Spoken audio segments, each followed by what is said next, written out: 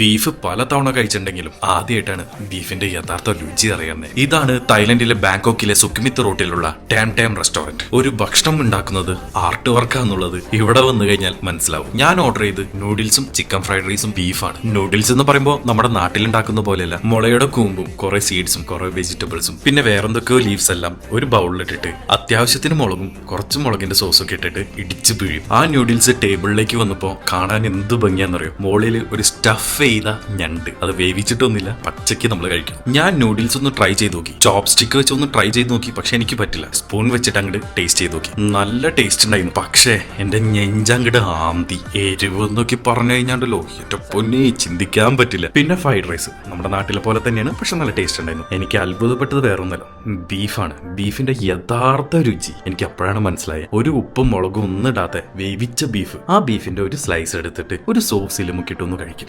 എന്ത് ടേസ്റ്റാന്നറിയോ. ഇതുപോലത്തെ ഒക്കെ റെസ്റ്റോറന്റിൽ പോകുമ്പോൾ തായ്ലൻഡിലെ യഥാർത്ഥ ഫുഡ് പ്രതീക്ഷിച്ചേ പോകാൻ പാടുള്ളൂ. നമ്മുടെ ഫുഡ് വെച്ച് കമ്പയർ ചെയ്ത് കഴിഞ്ഞാൽ നിങ്ങൾക്ക് ഇഷ്ടപ്പെടില്ല. അവിടുത്തെ തനതായ ഫുഡ് എന്താണോ ഇത് കഴിക്കാൻ എൻജോയ് ചെയ്യാം.